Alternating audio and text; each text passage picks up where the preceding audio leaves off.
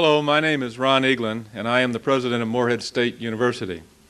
I'm pleased today to welcome each of you in the audience and those watching on the KET Star Channel for this fourth session of the 7-part Symposia on the future of teacher education. We're also planning to televise our next session on Friday, March the 26th. We sincerely appreciate the support of KET in the production of these programs. We are grateful to the members of the university's Teacher Education Council who are sponsoring this symposium in an effort to gather information on this important subject. Morehead State University has been training teachers for more than 100 years, and we are very proud of the thousands of alumni out there in America's classrooms. Our teacher education program has the highest accreditation possible, and we believe our faculty members are doing a good job of preparing tomorrow's teachers. So why are we and the rest of this state and nation talking about reforming or changing teacher education? It is at the top of our agenda because we realize that today's teachers are facing very different challenges than those who entered the field just a few years ago. I am very proud that almost 50 of our faculty members from a variety of academic fields are here again today as part of their commitment to educate themselves on this vital topic. We are seeking information and ideas on the national, state, and local levels because it is important to be able to make informed decisions. We are appreciative of those faculty and staff members who are serving on the steering committee for this series of programs, and the opportunity to meet them as they present your questions during the second half of our session today.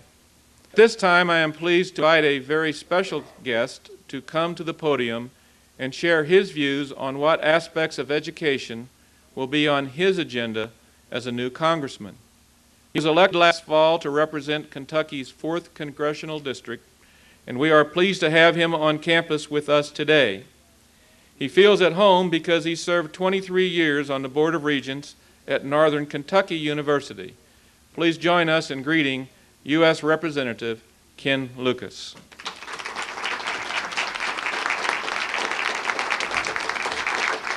Thank you, Dr. Eaglin. It's my pleasure to be here. Education is something that's very near and dear to my heart, and a little earlier today, I was at the Board of Regents meeting, and some of the things that I will say here and some very informal comments I probably said earlier today, and I've said them many times over the district, but I'm a first-generation college graduate. My father did not complete high school. He was in his family, and his father died when he was rather young, and he became the man of the house or the man of the farm and did not complete high school. I was fortunate in that my mother realized the value of education, and I worked my way through the University of Kentucky, and after that I was a pilot in the Air Force, and went on in my education served me very well.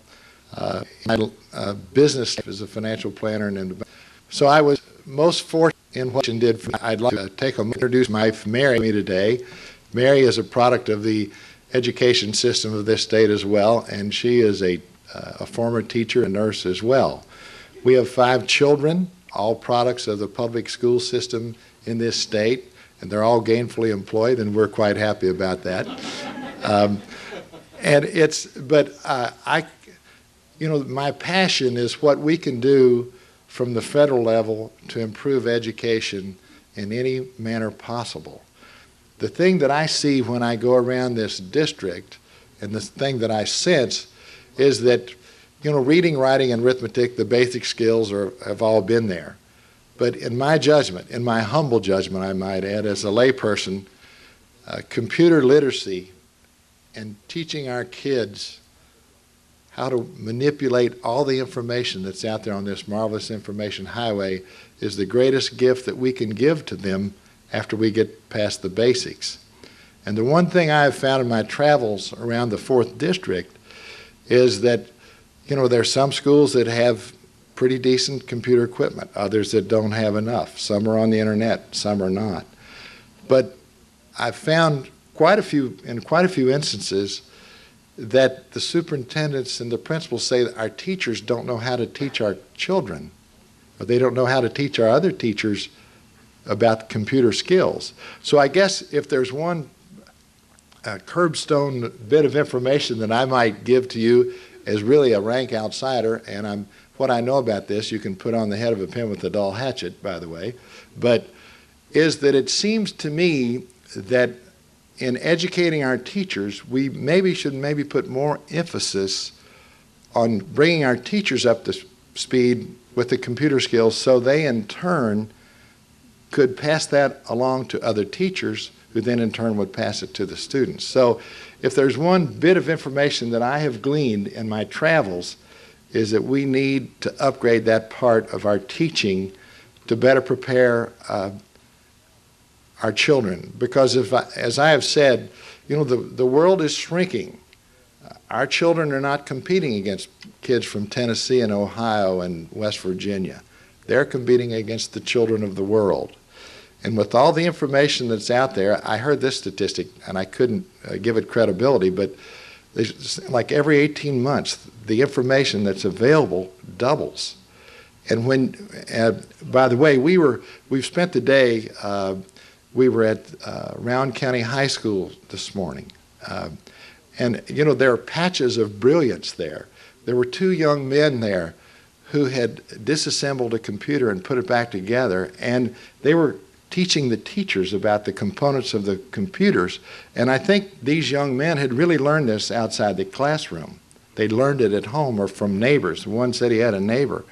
And this young man, we just marveled at his knowledge of computers. And he could take them apart and put them together, and he was showing the teachers, and the librarian said, I'm really embarrassed. They're so far ahead of us that I'm quite embarrassed to be here. But she was, in effect, learning from this very, very bright student. And he was going to go on to a kind of a symposium on computers for bright students in the state of Kentucky as it relates to computers. And we were just over here to the middle school. And some of the programs they had an international program over there where they had, I believe there are 5 other schools in eastern Kentucky that are linked on this international program where they have pen pals in England.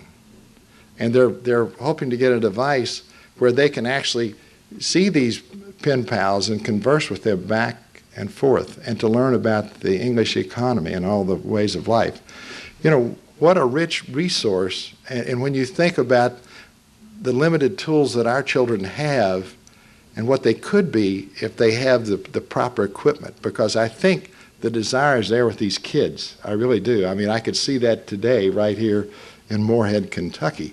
If we will give them the tools, and we will also give them the ability to access the information that's there, I think this is the greatest gift that we could give our children. So there are many issues that are before Congress, Social Security, health care, and those kinds of things, and those will be dealt with, and I feel confident they'll be dealt with in a proper way in this session. But my passion is helping wherever we can in education, because, with knowledge is power, and there's no greater gift that we can give to our children than this knowledge, because the world is their oyster if we give them the proper knowledge. And with that, I'd like to thank you for being here and commend you for the good work you're doing here and looking into teaching in the 21st century. Thank you very much, Dr. Egeland.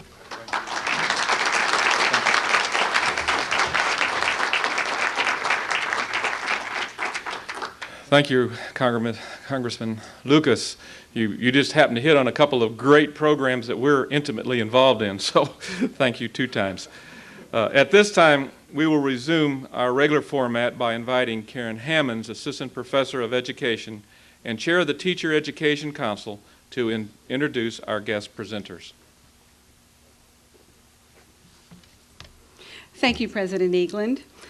On behalf of the university's Teacher Education Council, I am pleased today to have the honor of introducing our presenter, and she has brought with her some other members of the Professional Standards Board, Janet Banta, who is in red, and Pat Hartonowitz, who I think has been on, I know you've been on our campus quite a few times, is to the left of Janet Banta.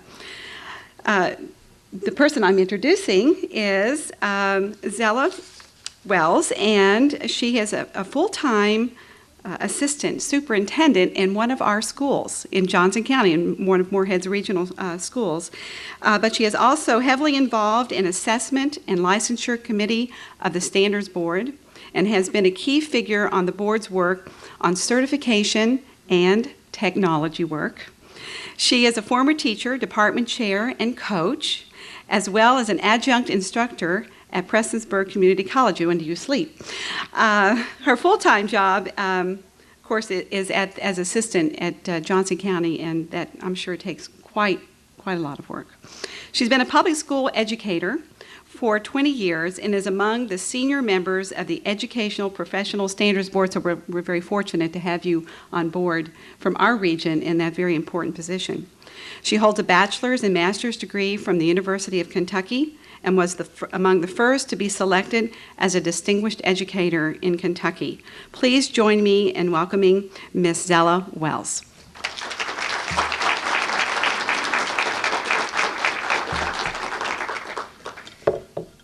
Thank you, Dr. Hammonds, for those kind remarks.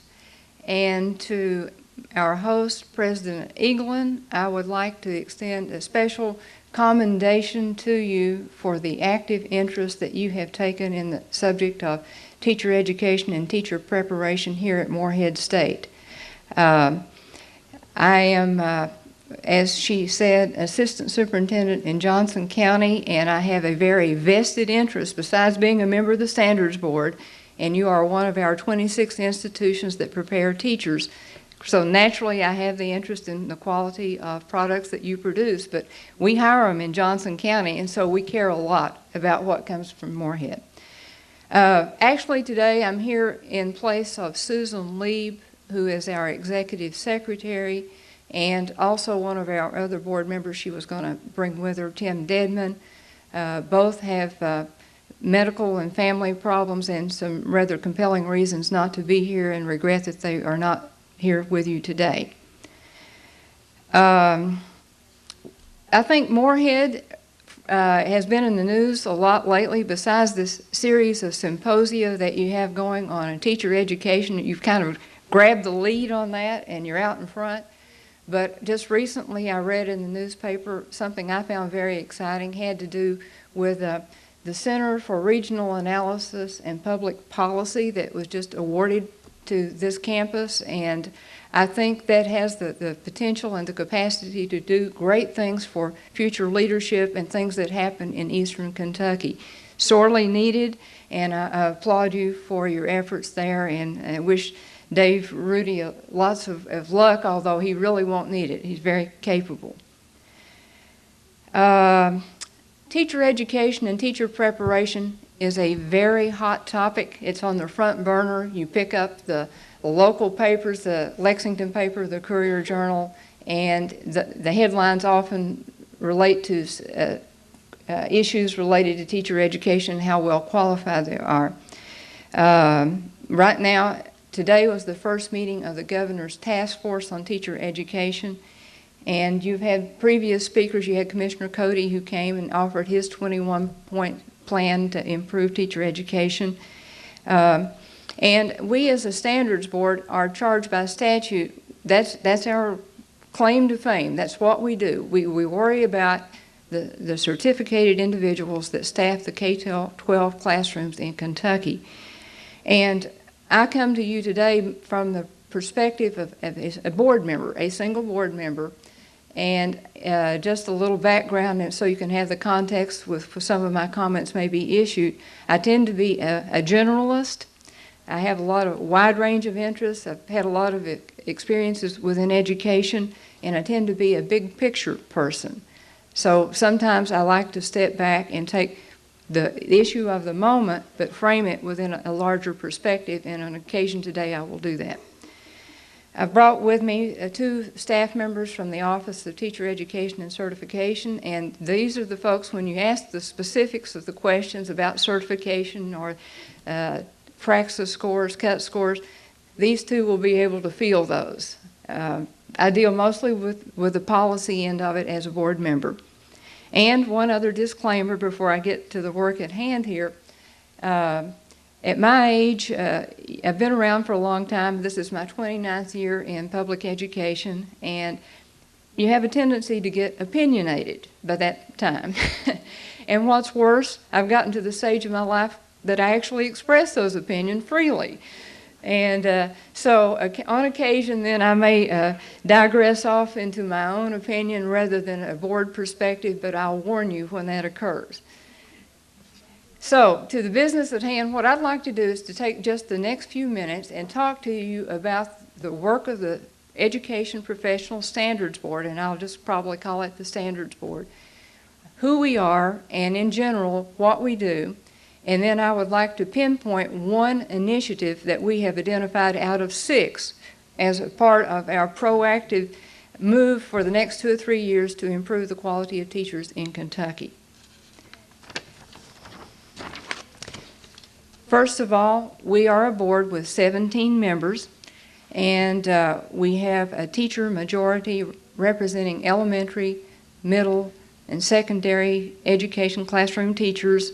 We have special ed represented and secondary vocational. We also have 2 administrators on the board, and one of whom must be a principal.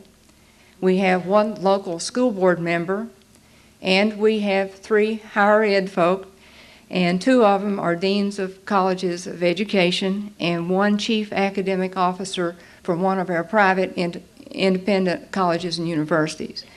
We also have 2 ex officio members, Commissioner Cody representing the Department of Education and the State Board of Education, and we also have Gordon Davies representing the Council on Post-Secondary Education, but those 2 have designated representatives to come and attend our meetings. So that's who we are, and we have quite a range of experience on the board, and most of them are just about as vocal as I am, so we are never capricious on any of the decisions we make. Trust me that it has been had a lot of debate and discussion before we vote on something. In terms of what we do, within Kentucky, K-12 education-wise, there are 2 boards that oversee virtually all of the activities and the issues related to K-12 education. And on the one hand, you have the Standards Board, and we deal solely with certified people. Teachers, administrators, counselors, anybody who has a teaching certificate or an administrator certificate falls under the purview of the Standards Board, K-12. Now, on the other side, you have the State Board of Education, and they get to deal with everything else. They get to deal with classified employees like your bus drivers and your cooks and your monitors and those sorts of things. And they get to also deal with the very serious programmatic issues, for instance, like course of studies, assessment, professional development, and thank goodness, athletics. We don't have to deal with that one. So the problem is that very few people understand the distinction, and our duties are outlined in statutes, as are the state boards. And so if you're talking about who, in terms of K-12, that falls under the Standards Board's jurisdiction, what, when, where, and how falls under the State Board's jurisdiction. The confusion stems from the fact, I think, that the way it's currently set up, that the Standards Board is administratively attached to the Kentucky Department of Education, which means then that Susan Lieb, who is our executive secretary for the Standards Board, we select her, wears that title. She is also an associate commissioner for Commissioner Cody and the Department of Education and the State Board. So you see she's in the dual role and dual capacity there. And you heard a speaker last week, Bob Sexton from the Pritchard Committee, issue his opinion that he thought that that was a structural concern, and I share those sentiments with him 100%. I really think that we for the smoother operation of both boards, we probably need to be autonomous. Now that I've told you a little about what we do, okay, I'm going to get a little more specific about it, because when I say certificated individuals, well, what does that entail? Well, basically, we have two very major responsibilities that encompass that. First of all, we establish standards and the requirements for obtaining initial certification and for maintaining your teaching certificate throughout your professional career. That's the one major duty. We have the power by law to issue, renew, suspend, revoke, reprimand, and it seems as if there's another one, but I forget what it is. We also, on the other hand, the other major duty, and I think sometimes I think this is maybe even a little more important, is that we set the standards for and approve and evaluate the colleges and universities who prepare our future teachers and administrators. Currently, we have 26 that prepare teachers, and we have 10 that prepare administrators. Quite a few. Excuse me. Initially, as we were constituted in 1990, we were charged with developing a professional code of ethics, which we've done. We maintain data and submit that to the governor and LRC on a regular basis. We approve a biennial budget. We charge reasonable fees, but you have to understand that reasonable is in the eye of the beholder. For recertification and initial certification, we develop guidelines for handling allegations for sexual misconduct by certified employees. We select our executive secretary, and we as board members receive professional development ourselves on all these sorts of related issues. Structurally, organization-wise, we have 3 divisions within the Professional Standards Board. We have the Division of Teacher Education, which takes care of all of the accreditation and the 26 institutions, and that's headed up by Marilyn Troop. We have the Division of Certification, and that's the director is Janet Bonta, who will be following me here in just a minute, knows all the answers about certification. And we also have the Division of Testing and Internship, although I think it's been renamed to Assessment and Internship. I can't keep track of those. And Pat, are you are you in that, or are you separate? I'm now research. Okay, she's now research, excuse me. Okay. Okay, now I'm going to move back to the big picture person that I claim to be. Okay? Yes, teacher education, teacher preparation is a hot topic in Kentucky and in the nation. And we worry about it in Kentucky. As a standards board, we worry and fret about it continuously. But, okay, here's the perspective I'd like for you to take home with you. In K-12, I don't know if you're familiar with a publication, a weekly newspaper that we receive in K-12 called Education Week. It's the K-12 equivalent of your Chronicle on higher ed. So we read it very faithfully, as you read the Chronicle very faithfully. And once a year, Education Week publishes this document right here called Quality Counts. And they go through and sort out various issues pertaining to the K-12 world. And one of those issues that they single out, and they choose to rank states according to the quality, notice the title, Quality Counts. On page 116, this is the January edition, this is mine, I brought it with me. If you look there, you will see out of the 50 states, Kentucky ranked 5th in the nation as far as quality, okay, which is pretty darned high. There are 2 states, we have a composite score of 89 based on 100 points and received a grade of B+. I don't like B's. There were 2 states that had 92s and received A-minuses. There were 2 states that had 93s and got A's. So 4 points separates us from the highest score made in this country on the quality of the teachers that we're preparing. So that was one I'd like to share with you. This is not Zella Wells' opinion. This is some outside external look at Kentucky. The other couple of pieces that I would like to share with you is that Bob Sexton mentioned last week that we participate in the National Commission on Teaching in America's Future. Lots of organizations involved with that. They also have ranked us in terms of quality, and we're ranked, I think, either second or third in the country with that regard. Okay? And Newsweek, or is either Newsweek or U.S. News and World Report, you can tell the memory starts to go at my age, a couple of years ago had us ranked second in the country. So we have made, since 1990 and the formation of this board, I think we've made tremendous progress to get to the point that we are. And that's part of the perspective, the big picture that I'd like for you to retain.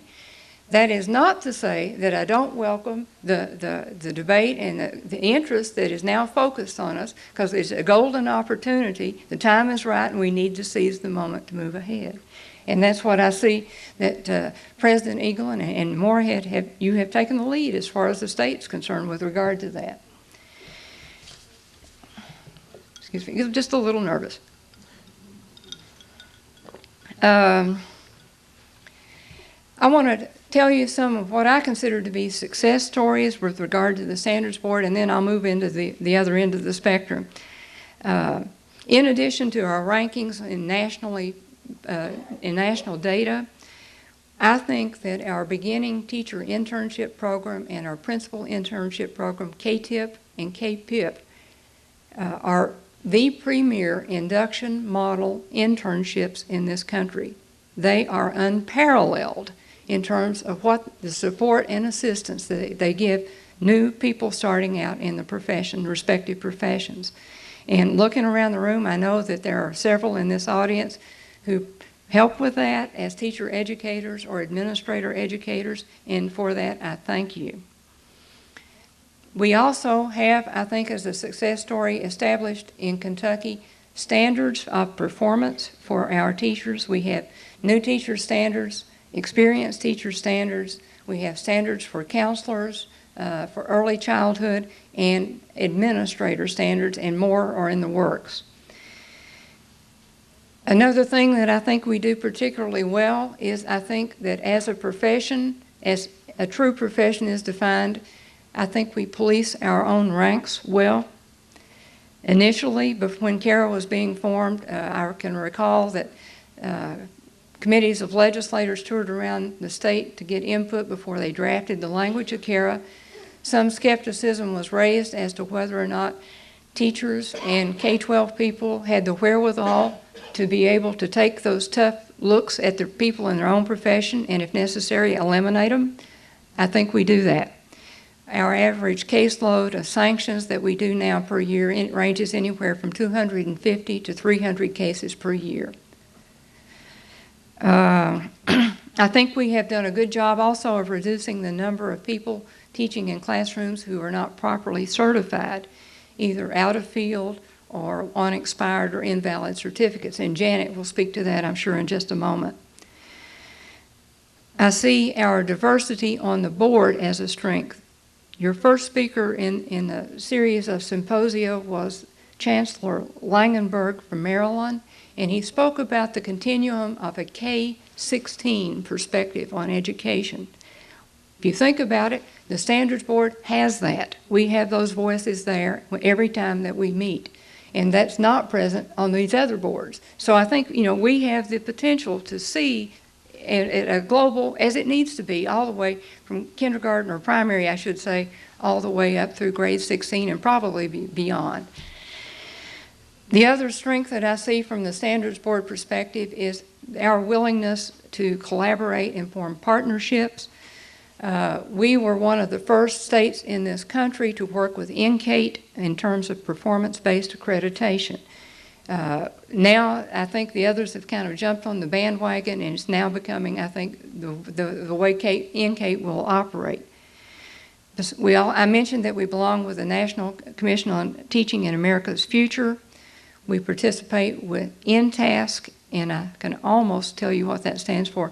Interstate New Teacher Assessment and Support Consortium, something like that. Okay, close. And ISLIC, which is the Interstate School Leaders Licensure Consortium that deals with administrators. And just recently, the Standards Board adopted ISLIC standards as our own. which indicates to you that with our own standards, we are equal to, and sometimes I think exceed, national standards, state-of-the-art thought as to what the standard ought to be for the respective professions. And one other thing I'm going to mention is that I think we have a fairly ambitious agenda that we planned out through the summer in a 3-day retreat of things that the Standards Board would like to accomplish over the next 2 or 3 years. And one of those I'm going to speak to specifically because I think it's germane to Morehead State and all the other 25 institutions. Currently, program accreditation is, you have your board of examiners, the team shows up, they spend several days, they review your documents, they do the interview. You all know the process. And that is, at this point, the determiner of program approval in Kentucky. Well, and there's nothing wrong with that. It's just that as a board, we feel that there are other indicators that probably need to be factored into program approval. If you're going to be in the business of preparing teachers, then I think the institution needs to do it and do it well. And so besides just the NCATE report or the state report that you receive back, your accreditation report, in the near future, these things will also be in the mix for program approval. The success rate of your students on praxis, on the exam that you take, I look for some sort of minimum institutional cut score to be established for that. The success rate of your students on KTIP and KPIP. The size of the program could be a factor. So is it possible to be too small and prepare teachers well? We don't know. We're working on it. Your student portfolios, the quality of those, the continuous assessment results, and Pat will speak to that just in a moment. Performance on demand tasks, again, she'll pick that one up. And now, I think Morehead's way ahead of the pack on this one, but collaboration with local school districts, you'd be amazed that a lot of times some institutions really don't get out there and talk to their K-12 colleagues. And here's the real kicker, and I think President Eagle and I discussed this briefly before we came over. It seems in certain instances that the colleges of education or the education department, depending on the size of your institution, have a tendency to be entities in themselves on campus. Seldom do you see College of Ed folk, for instance, collaborate or talk to College of Arts and Sciences or any of the others. Somehow or the other, we're going to try to factor in that collaboration. If you're willing and are able to do that and demonstrate that, then that will be part of the program approval mix. Okay, talked about what I consider to be successes, and now here's where I'm going to switch back and talk Zella Wells, the individual board member. I'm not speaking for the board here, okay? Speaking for myself, although I suspect many board members share the same concerns that I do. I'm going to talk about concerns. When I came on the board 2 years ago, and Pat will attest to this, I have been extremely concerned and worried, to the point of being worried about the low cut scores that were in place for the NTE and as we phased into the praxis exam. I taught for 23 years as high school mathematics teacher. I was like a top gun at Johnson Central High School, loved it. Content, you got to have it. So I worry about how much content our seniors as they graduate from teacher prep really know. Those are burning issues with me, and as we go through this revalidation process, I can assure you from the position of one board member that those will be closely examined, and if I can raise the bar, I will. Okay. Another concern that I have, and Janet will straighten me out on it, I'm sure, is that when we were formed, the state legislature mandated that we streamline the certifications. We had a bunch of them in Kentucky, and now we're down to smaller numbers. I'm concerned that we may have overdone it. And in particular, I worry about science and social studies and maybe some of the arts. And I have a little worry about the K-12 principal certificate that we issued. When we go to these general broad certificates, my fear is that you lose out on content specificity, and grade level or school level specificity that I think may be pretty darned important. Okay, so know that you've got one board member on there thinking like that. Another concern that I have is mostly from an operations standpoint, and Pat can amen this one. I worry about our database that we assemble. I have just, knock on wood, finished a dissertation on the principal internship program, and we really don't know much about our certificated teaching force or administrators. It just doesn't exist. And I didn't find out until January, just this past month, at their last board meeting. You know that the Standards Board, occasionally you'll see it as a newspaper, how many people are out of field or this or that. We figure that out, and Janet's the group that does that, her group does that. We figure that out from what we call personnel staff data forms, PSD forms. Those are compiled by local school districts and are submitted electronically to the Department of Education by October the 1st each year. I mean, they kind of get after you if you don't do that. Well, I was under the assumption then that's a computer database, then it would be fairly simple then.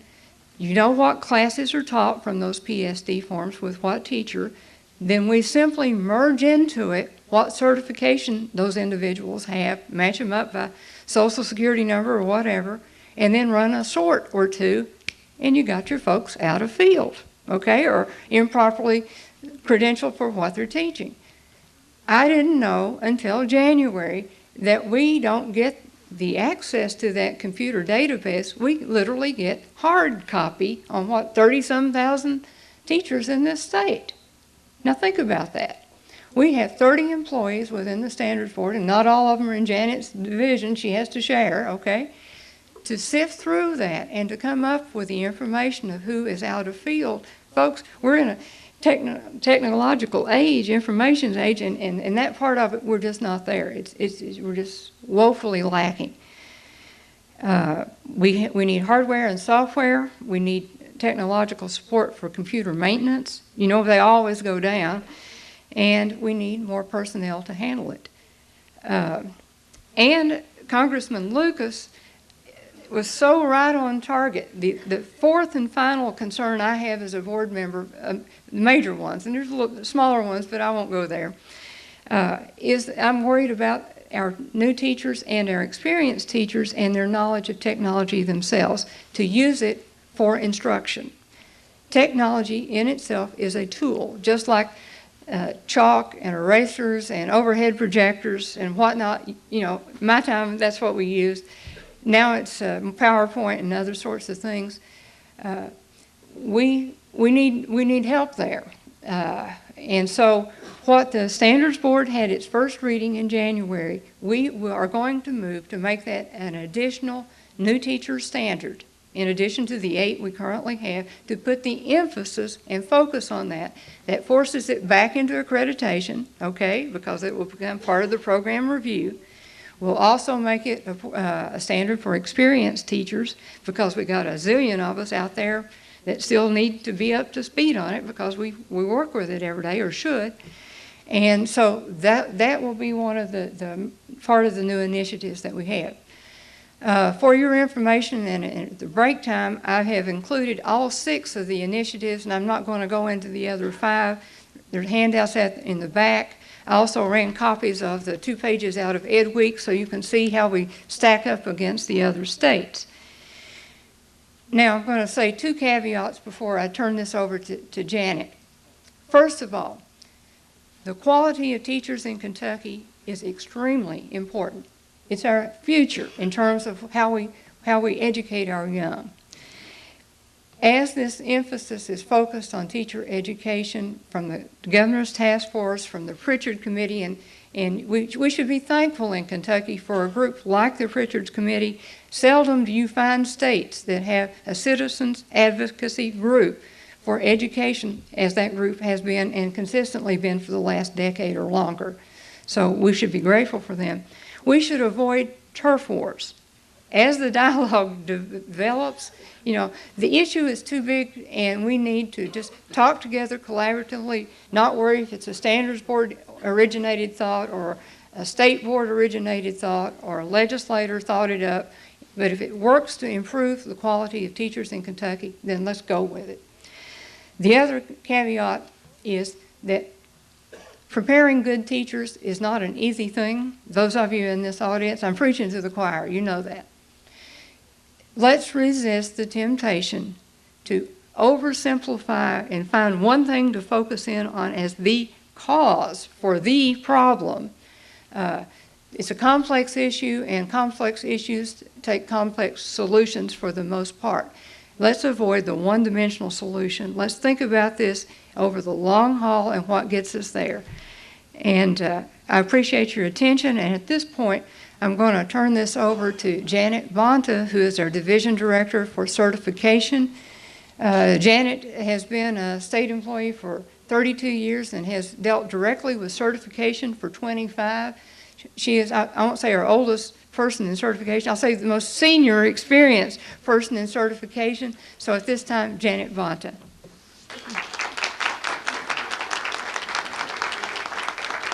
Thank you.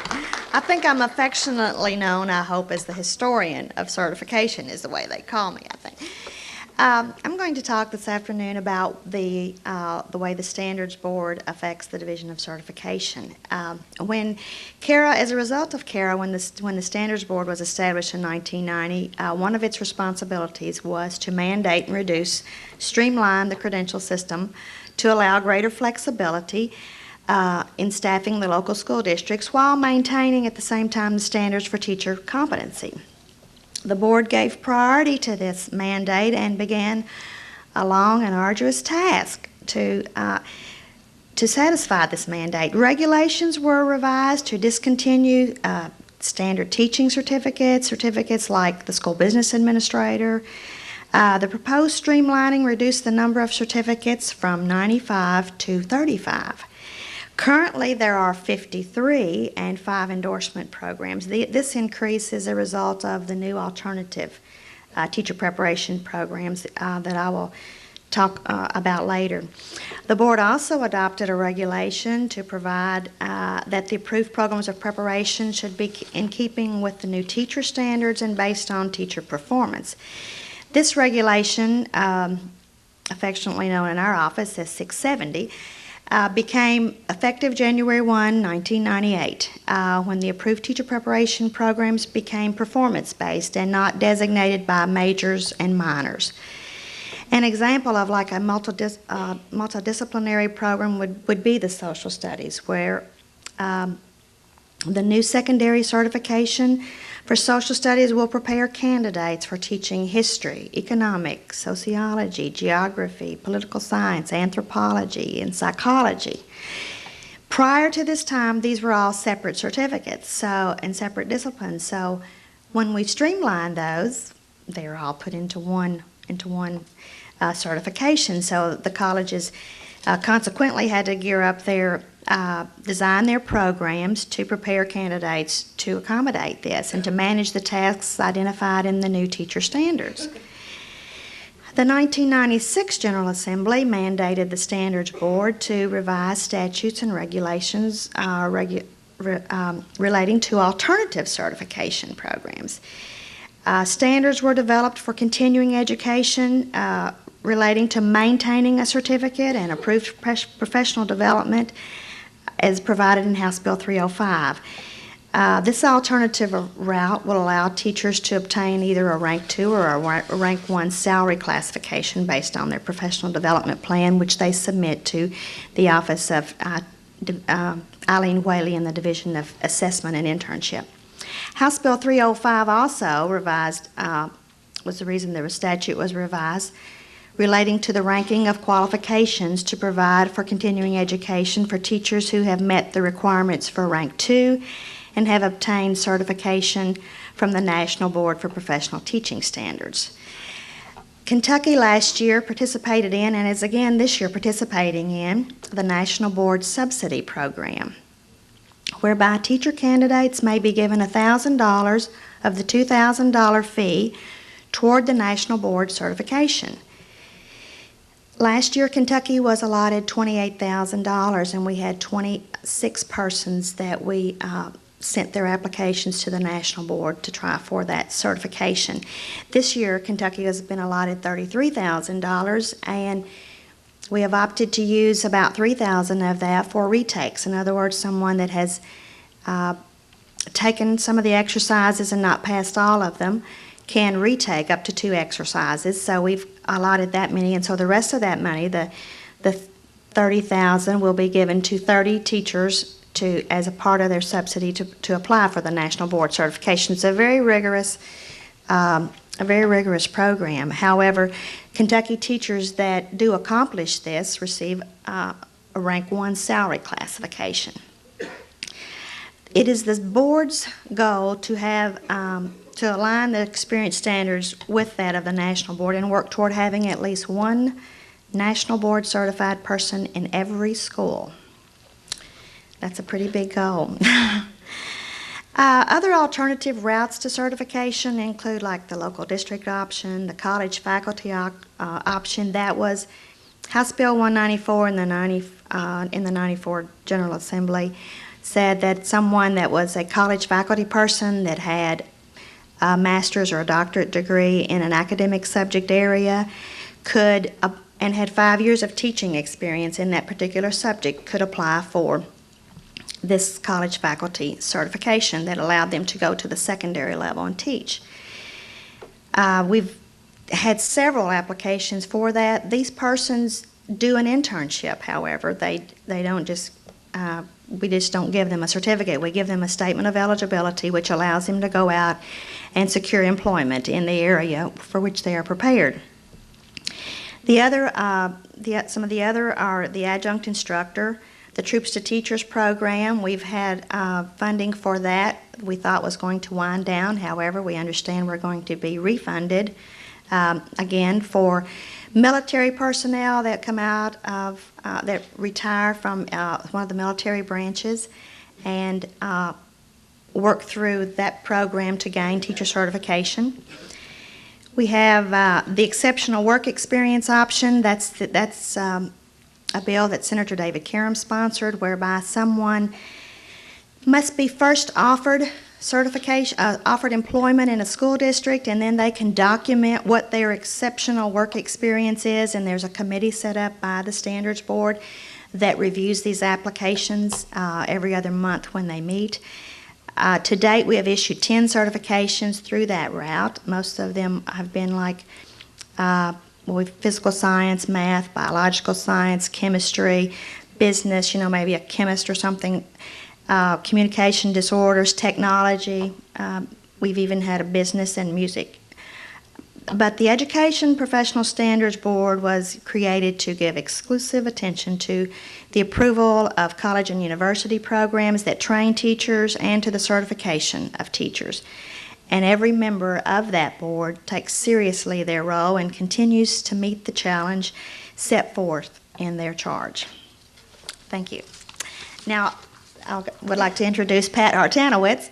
She's in the Office of Research, I guess, if there's in the Office of Teacher Education and Certification, and she's been with the Office of Teacher Education and Certification for almost 5 years now. So, yes, doesn't it? When you're having fun. Thank you.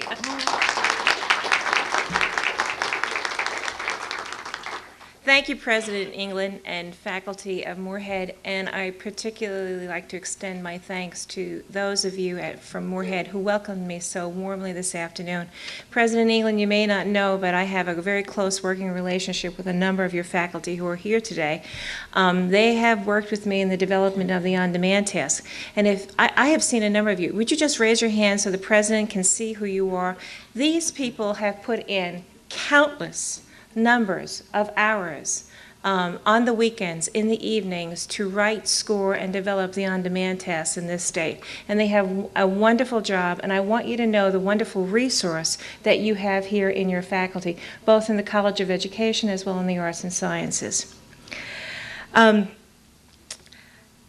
My responsibilities in the Office of Teacher Education and Certification include test development, validation, recommending passing scores to the Standards Board, and very recently research and the collection of information and data for the Educational Professional Standards Board. Now, assessments are a very important part of education, and particularly teacher education.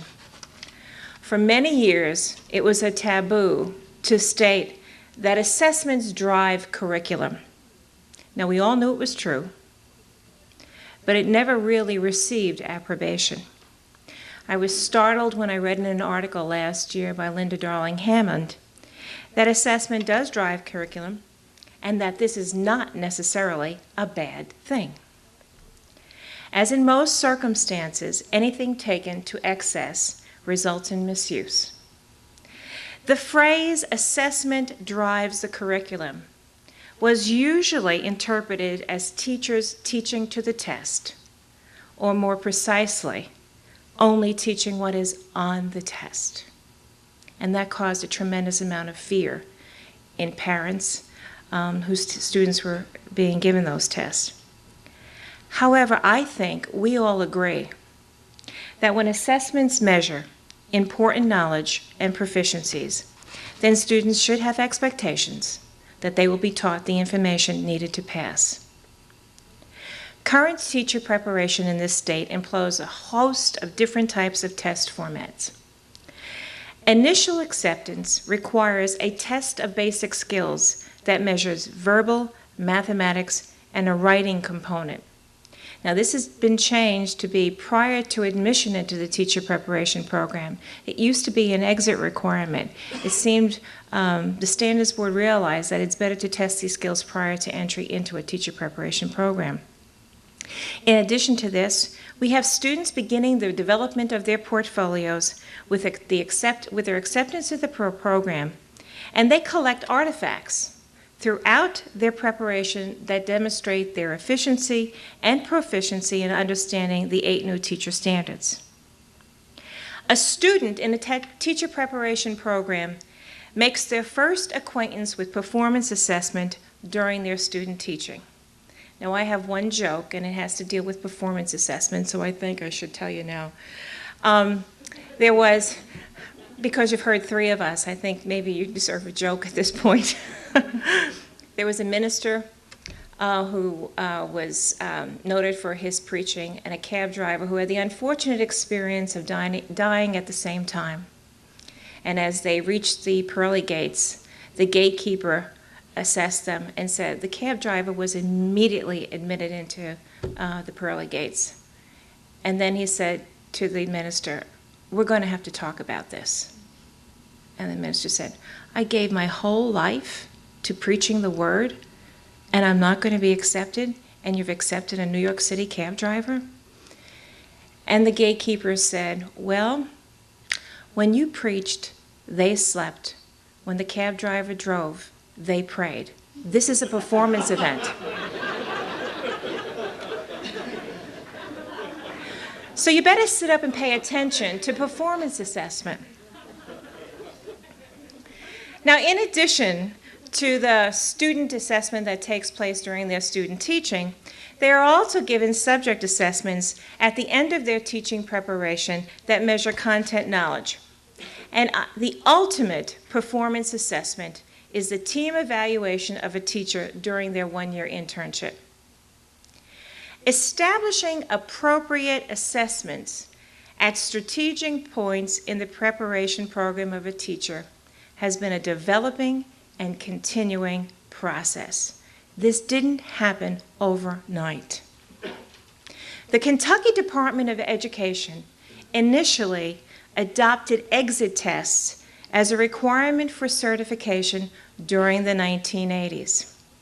You are all familiar with the old National Teacher Examination, the NTEs, that were used until 1995.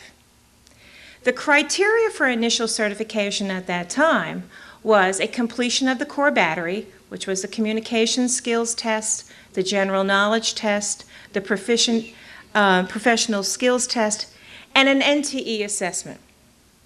Now, the initial NTE scores were set in the 1980s, and they remained in effect until they were replaced with praxis tests in 1995. Now, despite public perception, I'm afraid to say this, the original scores that were set during the 80s were not low. However, over time, as test familiarity increased, so did the passing rates.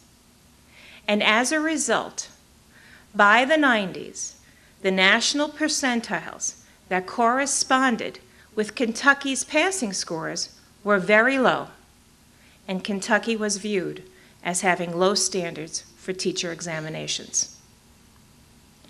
When the Educational Professional Standards Board was established by the Kentucky Education Reform Act, it was vested with the authority to develop assessments and set passing rates for all experience levels of practicing teachers. The Standards Board had the power to oversee all aspects of teacher testing. And as a result, they have made dramatic changes in teacher assessments in this state. The first was that in 1995, the first of 40 Praxis 2 subject assessments were validated for teaching certificates in this state. Now, the Praxis 2 tests were newly developed tests by Educational Testing Service, and they were in line with current national standards. For most teaching certificates in this state, teachers must not only complete a multiple choice test, but also a constructed response test as well. One of the assessments, the multiple choice, deals with breadth of knowledge across a specific content area, and the constructed response test deals with depth of knowledge. The second dramatic change that the Standards Board made with regard to testing and assessment in the state is that teachers can no longer add certifications, or what we call endorsements, to their teaching certificates without taking the appropriate assessments. In the past, teachers could complete 12 to 24, somewhere in that range, of credit hours and add a subject area to their certificate. Now a teacher must complete the coursework, but they also must successfully complete the assessments that match that particular content area. Number 3, and probably very important, because hopefully it's going to prevent us from having that same result that we saw with those NTE scores, is that the praxis tests are now reviewed on a biennial basis. We look at test scores and the impact of those test scores every 2 years. Sometimes we're looking at all the tests, as we are doing this year. Sometimes we look at 1 or 2. No longer are test scores going to be set and left unexamined for several years. A few weeks ago, the tests that were initially adopted in 1995 were revalidated. This revalidation process involved assembling a group of practicing teachers who had 7 or less years of experience. Legal requirements demand that we have teachers who are familiar with what the job requires, and so we look for young practicing teachers, and I don't mean young by age, but young by teaching. You would be surprised at the number of people who are coming back to teaching as a second career, but they have to have at least no more than 7 years teaching experience, and they must hold the appropriate certificate to serve on their panel. We usually invite one higher ed representative to come and sit on the panel. Now, unfortunately, the courts have decided that the higher education faculty are not the people who should set the passing scores or determine the validity of the tests for teachers, or for that matter, for any job. It's actually those people who are on the job whose opinion is to be gleaned in order to be able to choose the test and pass the test. In addition to those people, we also invite the curriculum specialist from the Kentucky Department of Education who deals with that particular subject area to come to the validation study if they are available. We strive very hard to represent this state demographically. In order to gather the panelists for these seven teaching areas in January, I sent out 1,500 invitation to teachers in this state. Now, obviously, to give you an indication of the course that the Standards Board is spending on this, our portion to review 7 tests in January cost us $30,000. Educational Testing Service, their portion was probably in excess of $75,000. It's a very expensive proposition to come back and review those tests. Now, those panelists who come in and review those tests are trained throughout 2 days to review questions for bias and for importance. They actually take the test, and they make judgments about each item, and they give an opinion about what would be a passing rate for every single item on that test. Educational Testing Service then generates a report about the combined judgments of the panelists for each subject area. Now, I'm taking the time to explain the process because of the concerns that exist about passing rates, or I should say, about the failure rates on some tests. I'd like to talk about specifically the secondary mathematics test. The initial passing rates on the secondary mathematics test in the state were not high. The passing score is 141. And that corresponds to a student answering correctly 26 out of 50 items on that test. Now, if a student guessed and just blindly circled in responses, the chance score would be 12.5. So we're asking students to respond to approximately 14 items in addition to a chance score. The passing rate on this test at times was less than 50%. Now, this passing rate prompted the Educational Professional Standards Board to conduct in-depth research about this particular test.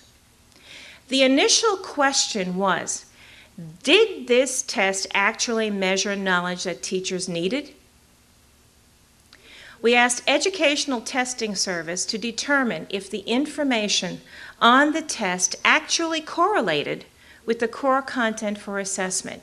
Now, this is a document that is produced in the Kentucky Department of Education that specifies what the curriculum or the content is for every subject area in P through 12.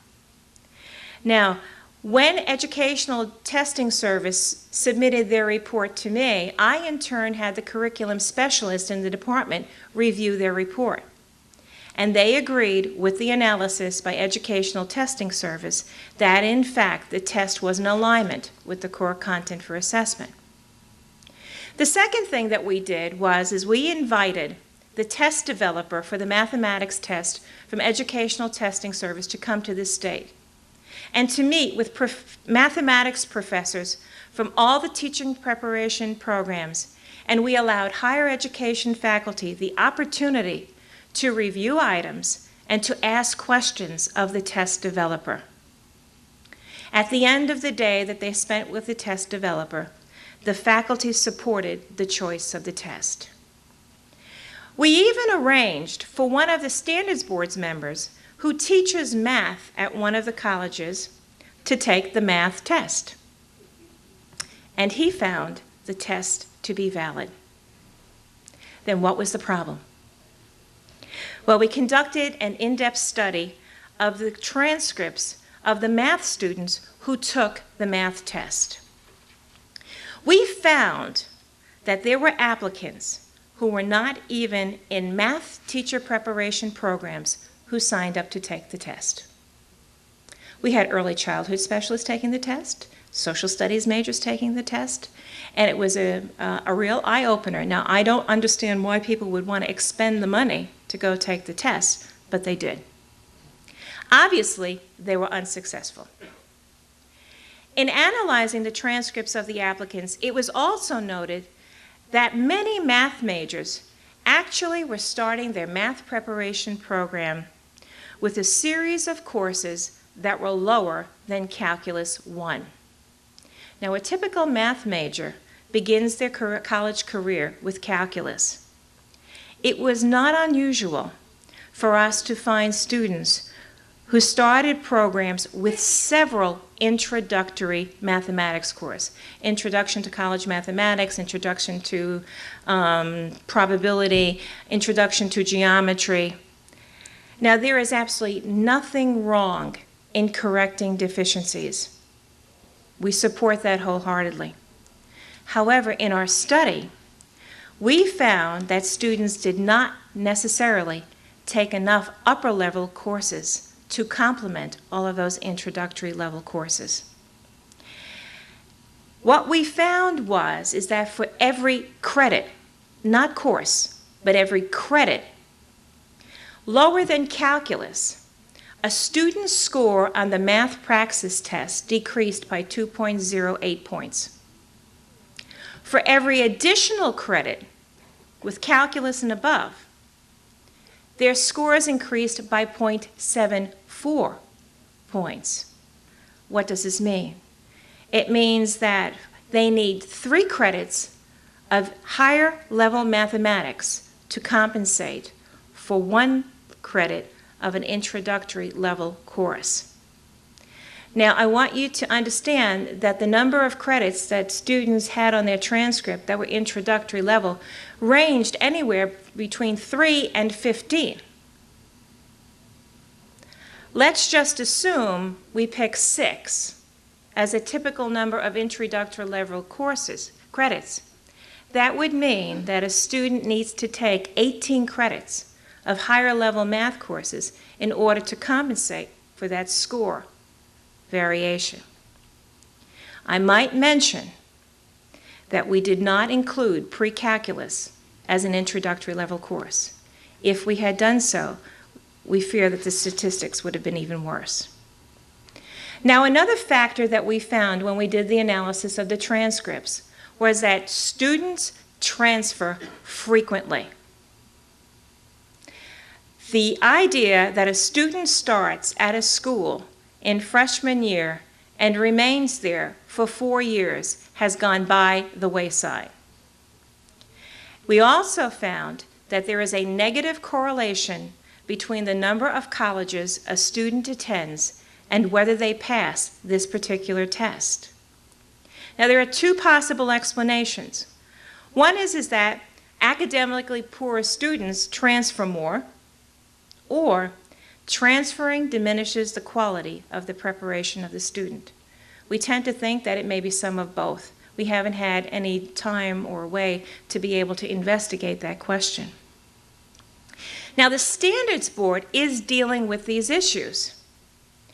And the results of this test, remember, assessment drives curriculum. The results of this test are driving changes in some of the preparation. Some institutions have advised students to take certain courses.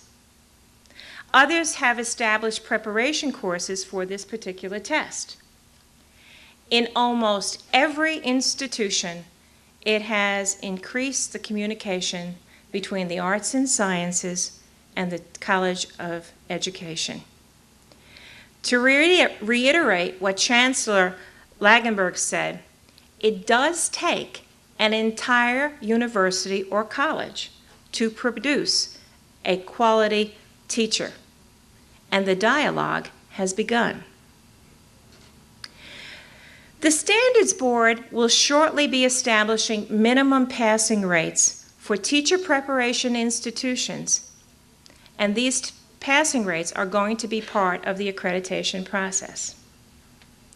Now, passing rates are going to become high-stakes decisions, and students are not going to be able to randomly select tests.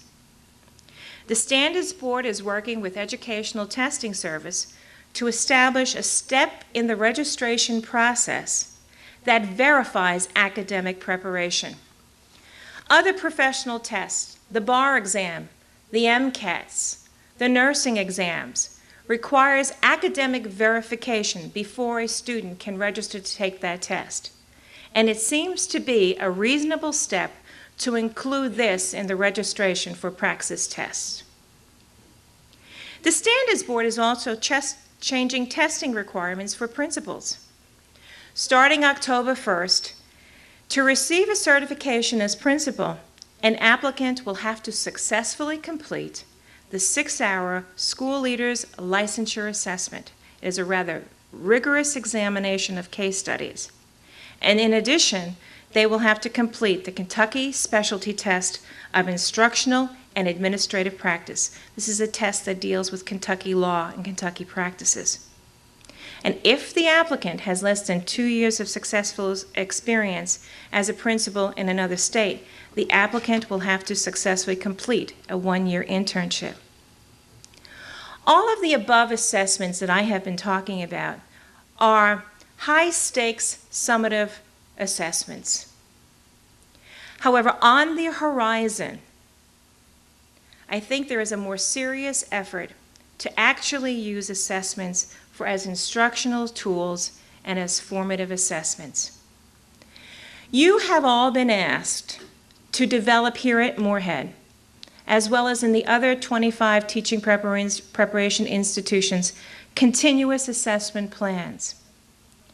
Now, these continuous assessment plans are really quality control tools. We know that you are producing quality teachers. But the question is, how do you know that you know? And your continuous assessment plan is the instrument and the tool that enables you to gather the information and the data about each of your students in this institution to determine what are the strengths and weaknesses of your program. It is the combined dialogue of the Arts and Science Department and the Teacher Education Program, when they look at the results of the continuous assessment plan, that can greatly impact changes in program development at an institution. As one person from an institution said to me, who had begun to look at the data from their continuous assessment plan. They said, you know, we always think we're doing a good job, and then all of a sudden we matrixed our data and the holes just jumped out at us. It became so obvious where we needed to begin to do some work. In addition, the on-demand tests that have been developed in-state by Kentucky teachers are geared at institution using for formative purposes, for being able to determine where are the strengths and weaknesses of your institution relative to the 8 new teacher standards. I think this movement towards the use of assessments for instructional purposes and for formative evaluation is really where assessments are going to be going in the 21st century. If you are all familiar with the Star Trek Captain Jean-Luc Picard, who goes down to his holodeck and is able to enter simulations, I believe that we are not very far. We have the technology now where we're actually going to be developing simulations, interactive scenarios, case studies that will be used for education and be able to challenge students with actual teaching situations, and those will be the kinds of assessments that we see down the road. Thank you very much, and we really enjoy the opportunity to be with you today. Get your pencils ready for questions, and we'll take a 5-minute break.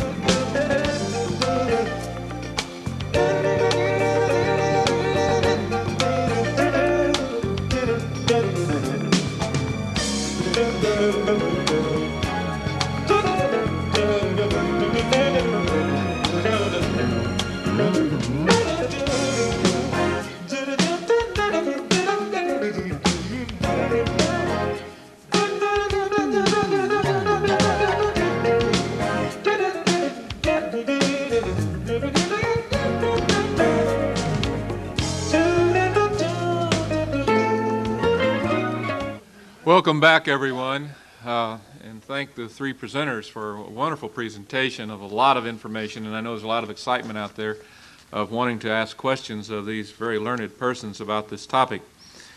But I do have the prerogative of asking the first question, and it almost takes a little bit of a statement to ask.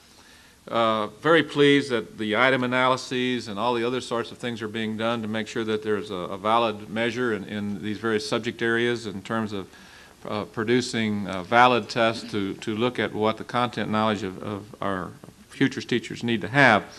However, I'd like to know what is being done, or what your opinion is, or what should be done in terms of some of the mechanics, especially around the praxis itself. In our analysis of praxis, we found that our school gets attributed sometimes with scores of people who didn't even go to school here. They just put us down, or maybe they came through a community college or another approach, and yet when the scores are reported, they're reported as Morehead State University's scores. So I'd be interested in what any of you might think about that. Is it truly a problem, or is it something that needs to be addressed? Since I'm the person that deals with the praxis test, I think I should take that question. First of all, you're absolutely correct.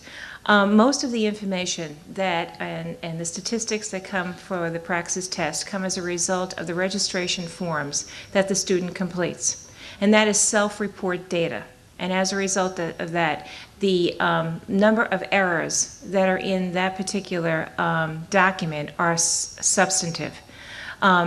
They put down the wrong institute. Many times they don't know what their major was. They put down the wrong major. I mean, I'm very serious about this.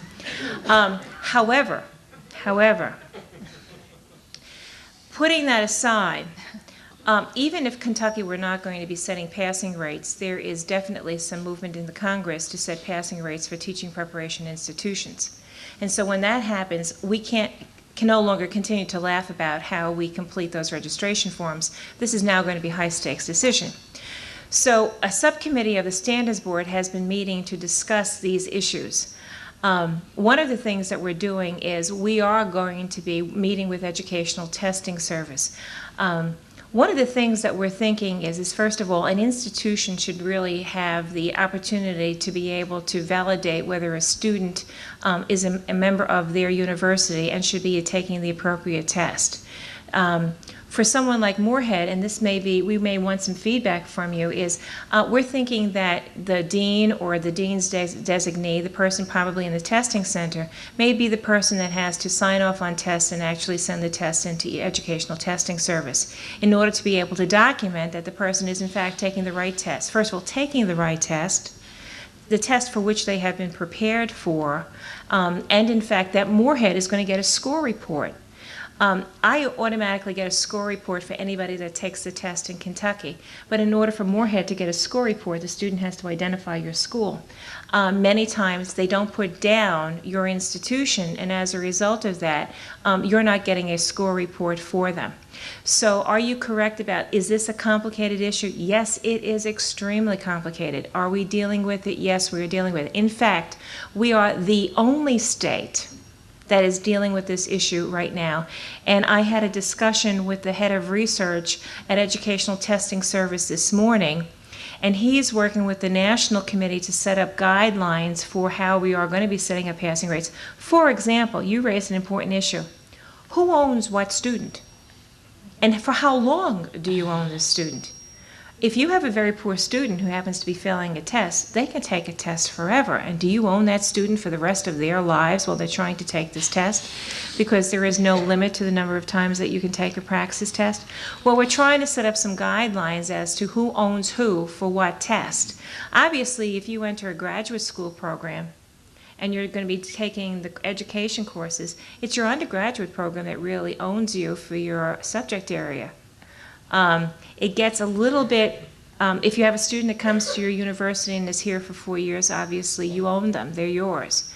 It becomes a little bit more difficult for transfer students, but the discussion that we had is this, is if an institution accepts a student, then they accept the responsibility that goes along with administering that degree to that student. So we think that this may actually initiate a lot of in-depth analysis of where students are coming from, what their trainings are, and what's necessary.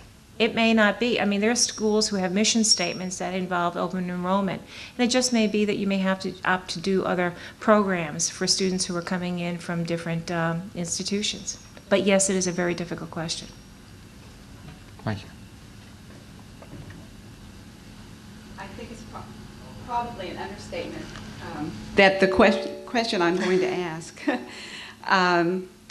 is a hot issue, a very hot issue. And it has to do with I have several questions here, all the same.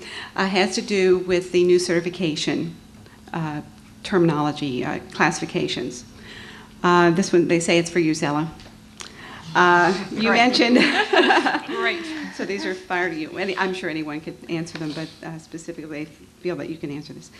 You mentioned a concern about over-streamlining certification.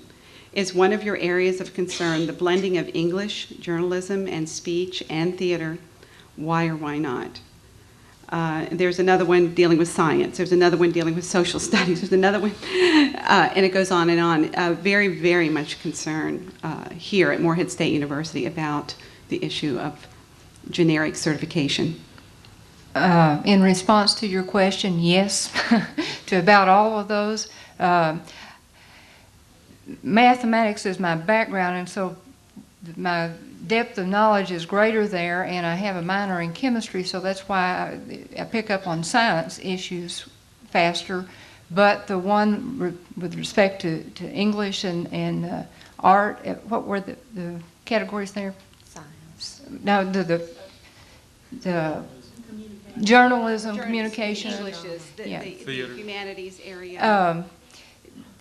Somewhere along the line, let me speak from not so much a board member's perspective, but from a local school administrator's perspective, and explain to you the dynamic that we struggle with. Those of us who are in the business of filling positions at the local level, particularly for rural mountain districts, sometimes we don't have available properly certified people for the positions that we have, the vacancies. So what do you do in that case? So that's I think what sort of prompted the legislators initially. But earlier on, somewhere I had heard the number, Janet, that we had probably 200 and some plus different certificates way back when. And so when you got so specific to try to fill a position, particularly in rural districts, it's very difficult to do that. So then you get out of compliance whether you want to be or not. Somewhere we've got to find some sort of a happy medium, and I don't know that we'll ever reach consensus on it, One of our initiatives from the Standards Board perspective that I alluded to of the 6, and I urge you all to pick up a copy of that on the way out, is as a part of our R&D effort, research and development. One of the research things that I'd like to see is to take a look at states where students are performing well, and their ranks according to that. I'd also at the same time run a parallel study in terms of the number of teaching certificates and which ones are offered in those states, and see if there's run a plot of those things and see if there's an area of optimization of how many certificates and what certificates that we need to be about in Kentucky. I don't want us to get back into probably as many as we had earlier on, but then again, at the same time, I'm concerned that we don't have enough. So I hope I've responded to your question. As I said, this one will be forever and a day looking at that. I'm Donna Everett, College of Business, and I'm on the steering committee. I think this question is probably for you, Janet. What is the present status of the new alternative route to certification based on exceptional work experience for teachers and administrators? And you told us some numbers, but I also have a second part to that, and that is, are the alternative certification programs, in your estimation, watering down the teacher certification in Kentucky? No, I don't think they are watering down that. The persons that are, the committee that the Standards Board has set up to look and review the applications for those persons that have submitted exceptional work experience, there's some definite guidelines that they're looking for in those areas that they're applying for certification. The experience has to be exceptional. I'm not familiar with that form. I'm not on that committee or I'm not in that part of the board meeting when they do look at those, but there are some guidelines that they set up about earlier, 2.5 GPA on a bachelor's degree. Well, a lot of these people maybe have a master's or a doctorate that if they didn't have a bachelor's degree 2.5, they're automatically omitted from being able to apply for this certification. But the school districts are the ones that ask for these persons. They have to know them and want to employ them, and they have to feel that they are good for their district before they can even submit their exceptional work experience to our office. Now, currently we are only doing teachers. However, the Standards Board is going to look at certification for administrators as well through that alternative route. I'd like to add to that, currently in statutes we only have provisions for alternate routes to certification for teachers. We do not have the legal authority to do that for administrators, but the decision was made at our last Standards Board meeting that was one direction that we wish to pursue, based primarily on the success that we've had so far with the alternate routes to teacher certification. I have to admit that I was probably the biggest skeptic on the board with regard to that. But so far things seem to be going well. And if you know anything about the demographics, not only for the teaching force in Kentucky, but for the population in general in Kentucky, you can look around the room, you might see a few gray hairs.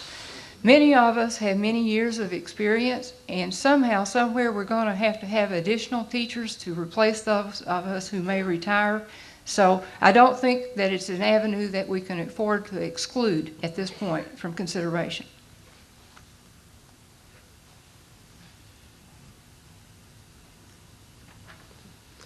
Hi, I'm Thomas Klein. I'm representing the College of Science and Technology on the steering committee. And this question relates to all of our teacher education programs, but I think especially mathematics.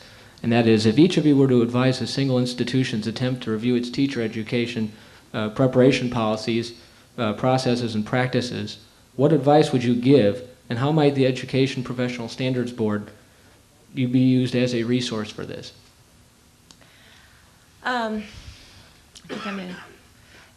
My advice to a college preparation program would be this. When we asked the teacher preparation programs to develop continuous assessment plans, they really just weren't another additional piece of paperwork for you to have to produce and then put in a filing cabinet and then hopefully not have to deal with till your accreditation process came in. I think if I were here, if I were in the math department, I would look at my continuous assessment plan to see exactly how I'm measuring the proficiency of my students to move through teacher preparation and becoming quality mathematics teachers. What is the data that you have that tells you that they are becoming proficient? How do you know that they're technologically trained at the end of their program as compared to when they came in? How do you know that they have been able to achieve a certain number of skills with regard to technology?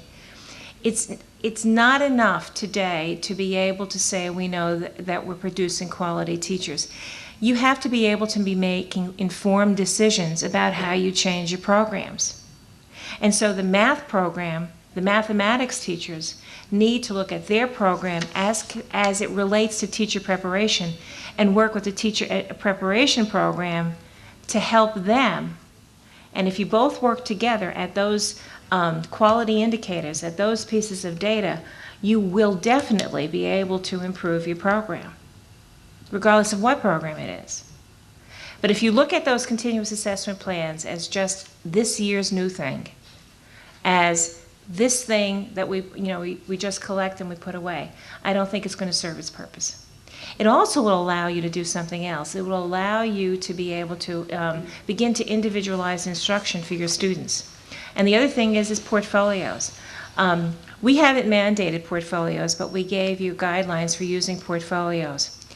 If you as academicians really use those portfolios with your students, and you are, as an advisor, if you use that portfolio each semester, reviewing the student's work, you can begin to see that each student needs different things in order to be able to make them a quality teacher.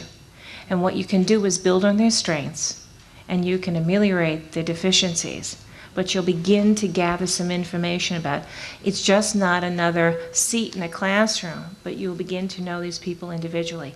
And that's a particularly difficult job for a big university. But I think those portfolios really offer you a tremendous opportunity to be able to establish that one-to-one relationship between your faculty and your students. Those are two pieces of advice I would give. It would seem to me that one of the factors that we hear in our own accreditation process, and a general accreditation process across the institution, we seem to be moving more in terms of our own evaluatory process, especially of teaching. It's not what we know, it's what they end up knowing. Mm-hmm. And that all evaluations, everything from merit, pay, etc., will be based upon the learner rather than what we bring into the classroom, whether it be a PhD or whatever. And that's a new concept for many of us, and I think that's touching on what you're saying in terms of these plans, which I know very little or nothing, I know nothing about. Put it right out there. I don't know anything about. First time I've heard about it. Tutorial on continuous assessment plan. But I do know this: one of the weaknesses in our SACS accreditation is this whole area of assessing learning and then using that to come back and improve teaching. And that's something we have to grapple with as an entire faculty, and maybe the College of Education can help us there, and maybe we can help them in some other way. So it does become an open issue.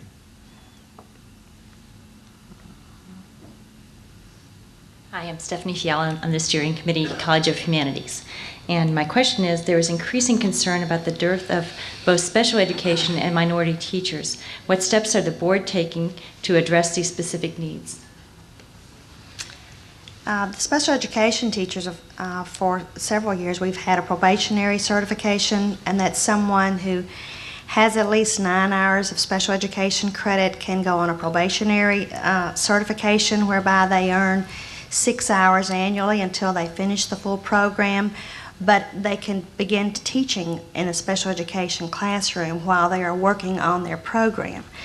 The minority part of that, Dr. Catherine Wallace is now with the Department of Education and no longer under the Standards Board, so she is the director of the Division of Minority Recruitment and Retention, and she's working, like I say, with Dr. Cody on that. Our situation with special ed, it is one of our shortage areas for persons that have less than 9 hours of teaching. there's that option of the emergency certification where there's so many of those, so many times that you can use that emergency certification. Those areas of mainly the shortage, special ed, math, science, that type of thing, but once they get the 9 hours, they come off that emergency and go on the probationary. But that's just something that the Standards Board's trying to, eliminate the emergency part of it and get those people on that probationary. And like I say, you can do that while you're teaching, but you earn 6 hours annually to renew that certificate year by year until you finish. And then you have to take the praxis test at the completion of that program before it can be added to your qualifications. Minority recruitment has been removed from the Office of Teacher Education and has been moved over to the Kentucky Department of Education. And I know that Commissioner Cody has made a tremendous emphasis on recruiting more minority teachers. I know that he's established a whole new program for recruiting minority principals and leadership staff. And I just saw some statistics that there were 3 programs established, and I think that there were 12 in one program and 10 in the other. So I know that we are actively engaged, not only recruiting minority teachers to the program, but also advancing them in the system. I'm harping. How widespread on the Standards Board is the concern about overdoing streamlining of certification? The second part. For those of us really concerned, and there are a lot of us here who are concerned, who else should we contact to express our concern about the over-streamlining of certification? I guess that I am unable to answer the first part of that. I'm pretty sure there are probably 1 or 2 other souls that I've mentioned that to and I've heard comments from, but we've not had any real discussion on that per se. And the second part of your question was what now? Who to contact? Any member of the board. We're on the Department of Education's webpage. We're identified there, and if you are in, I don't know if from Moorhead, if you can get into the K-12 data, the email addresses that we have access to, then, I'm in Johnson County. Feel free to give me a call. The school directories, any member, the Standards Board are listed in the school directories that are in your dean's offices. There should be abundant on campus. So contact us. Let us know. That superintendents are not shy about calling me on their issues, so don't worry about any reticence on your part to contact us on that. And I would add to that, I was really grateful when you directed your first question to Zella, and I said, well, I'm off the hot seat on this one. She's going to get it.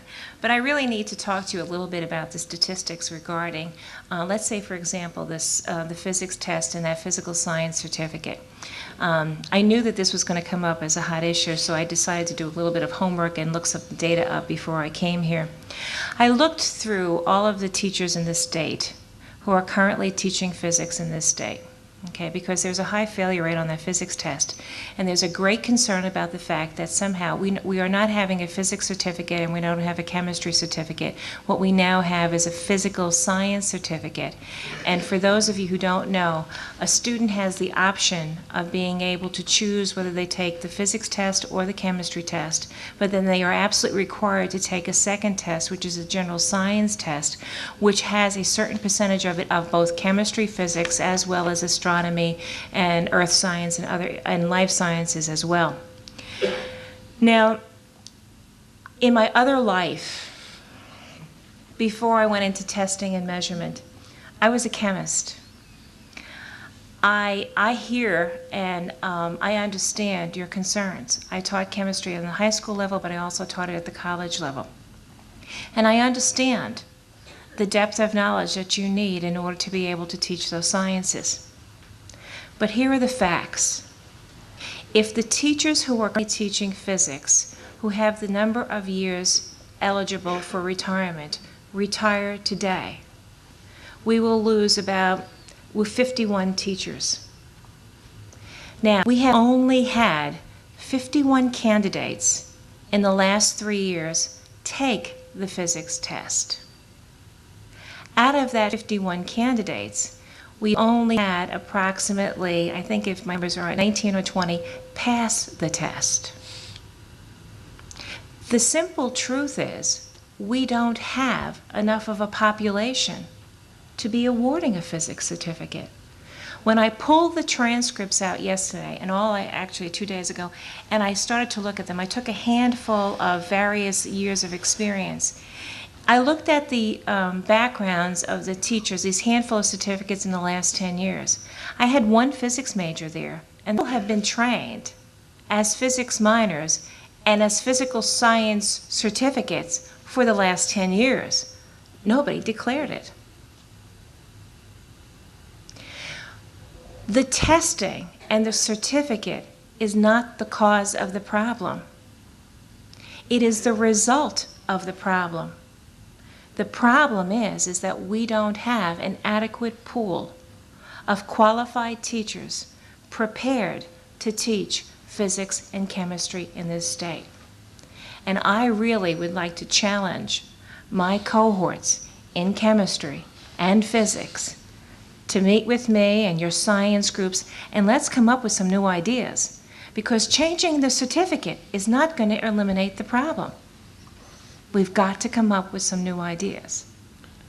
The quick fix of this, and unfortunately this is the way many administrators and many legislators might go, is if that truly is the case, then let's lower the credential and get more in.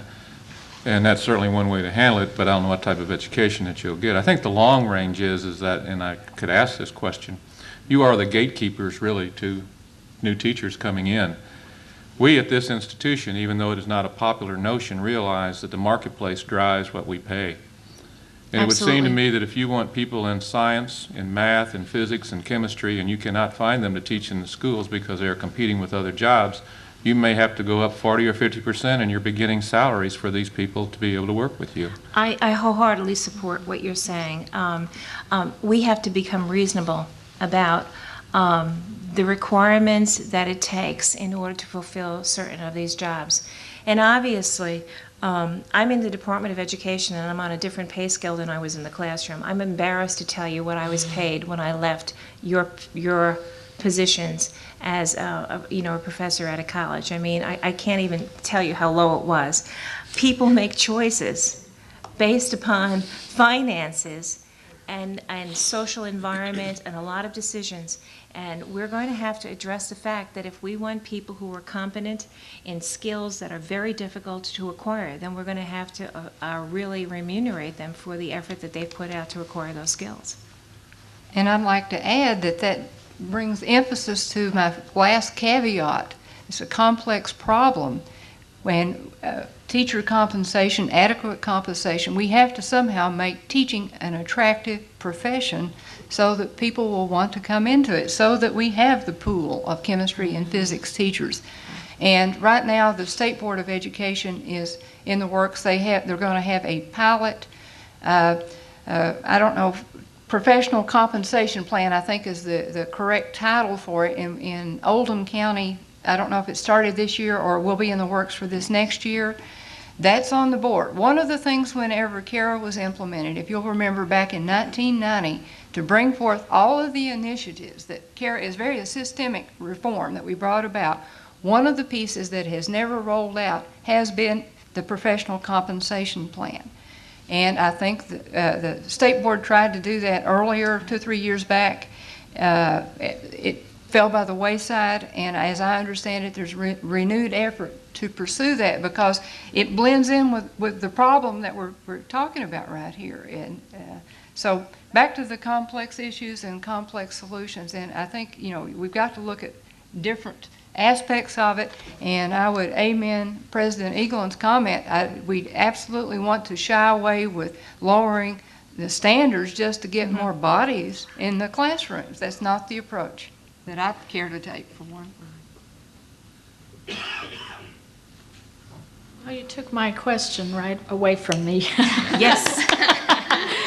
Preempted. Next. And it was from a student, by the way, who just said the same thing. You're raising the bar. Are you thinking about raising the prices? Because they can take a few more courses and go out and make. So I'll change the subject. May I respond anyhow? Sure.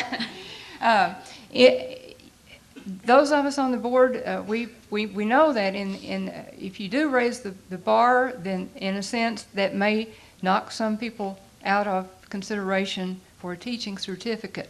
And yet you do have to fill positions. So we're going to try hard to bring our teacher preparation institutions online so that you understand what the assessments look like so that we can have that success. You know, dropping down and just taking a warm body for the classroom, we just absolutely cannot go there. And at the same time that we do raise the bar, my approach is, I think somewhere common sense has to factor into it.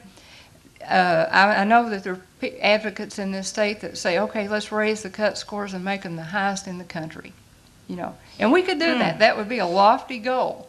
But I personally prefer, say, maybe some sort of an intermediate step so that we have time to adjust and get to that point. And then as we revalidate down the process, make the continual growth toward that end.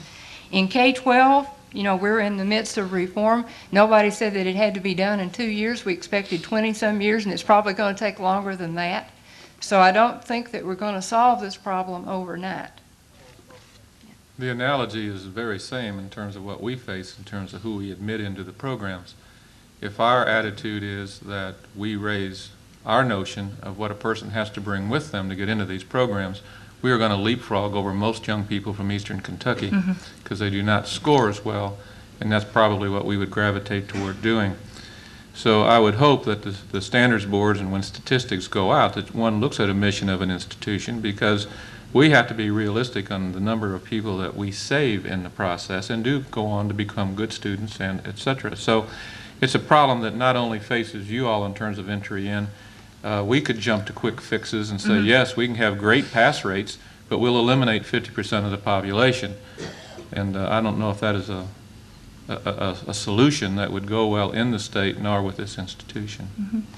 And the other piece of it is that as a K-12, as a local district administrator, I think we have to look at it as a K-16 issue, K-16 problem. It would be really nifty if we didn't send you students who needed developmental courses, I think. And I think from our end of it, that's something that we need to work toward. This is a different topic. The professional knowledge portion of the assessment has been dropped. Does that lower the standards? Actually, we just talked about this last week at one of the ad hoc committees of the Standards Board. Let me explain to you the process of how this has happened and how we're thinking about recommending to the Standards Board that we actually bring back a professional component or a professional skills test for individual accountability. Originally, the professional knowledge was part of the core battery. And in fact, Educational Testing Service made a decision that they were going to stop publishing and issuing those tests. The professional knowledge component of that test was the very first one that they were going to stop publishing. So we had to, in fact, withdraw those tests as part of our curriculum. But we also made, I think, a good decision by moving those to entrance requirements. But when the Standards Board started to develop on-demand tasks, initially the thought was that the on-demand tasks were going to be used for individual accountability. And the purpose of the on-demand tasks is to measure the pedagogical skills, the ability to be able to teach each particular subject area, and that's why we have 18 different content areas developing on-demand tasks. However, they very soon realized that they did not have the funds to be able to do the kinds of generalizability studies and statistical work to be able to develop tests that could be used for individual accountability. We get back to cost. It takes about $1.2 million to make one test, if you ask ETS or even NES, that can be used for individual accountability. Our budget, when we developed the on-demand task, over 3 years was about $500,000. So what we did is we developed, and I think you've seen those samples of tests, we've developed on-demand tests that are not going to be used for individual accountability, but they're going to be used for the purpose of stimulating changes in programs. Well, what happens is we didn't know when we shifted the use of the on-demand test that we were also going to be pulling out the professional knowledge test. So both have seem to have hit at the same time. What we're considering doing right now is looking at adopting some tests for measurements of teacher pedagogy, and we're going to be recommending that to the standards board very shortly. So you're in a gap right now, but I think we're going to be looking at doing something about it. But that's how we got there. Sometimes how you get there is almost as important as getting the solution. This question is initially for Zella Wells, and others may respond. And that is, you expressed concern about broadening certifications leading to inadequate preparation. What are your thoughts about the current discussion at the EPSB concerning relevant re-leveling certification from P through 5, 5 through 9, and 9 through 12 to P through 6 and 7 through 12? Sixth graders are very different from kindergarten and first graders as are seventh graders from 12th graders. How can new teachers be prepared to be knowledgeable of such a range of developmental stages and best practices at those stages, etc.? Okay, let's see if I got that. Actually, I think I can probably address that question in the sense that I was on the subcommittee that initially considered that. The initial, and this is back to knowing the history helps inform the question. It all started over concern over middle school issues and not having adequate majors and minors and that sort of thing. So we thought, okay, what can we do here? Somebody proposed, let's say, do we need to bring some of the endorsements back that we've eliminated, that type of thing. And so we got into this discussion and we thought, okay, maybe it would be okay to have, for instance, at the middle school level then, be able to endorse down from somebody who's high school certified in content area and let them endorse down to teach the middle school. Well, when we met, apparently there was miscommunication among the committee members themselves, and so one bunch of committee members thought that it was with an endorsement to take some additional classes to make sure that you were in tune to the developmental stages at middle school, other things involved with it. And the other bunch thought it was just an automatic endorsement down. Well, so whenever we figured out that we were confused on it, that issue has been tabled, as has the P6 portion of that too. So that's where we are with it. I'm kind of glad to hear that because what is a result of that is if you change the grade levels with regard to those certifications, it means that we have to revalidate all the assessments in the state. And I already told you what it costs to do those 7 in January. It's only a nightmare. And I thought, oh my, I didn't know this was happening. When did they say this? And now you understand why I didn't know that we had this assessment. I know. So we can come right back to you. Ladies and gentlemen, believe it or not, we're coming to the end of our time. We want to thank our panelists today. They did a wonderful job. It's always great to have people, and I think faculty respect people who know what they are talking about, and you all have been exemplary in that, and let's show them our gratification.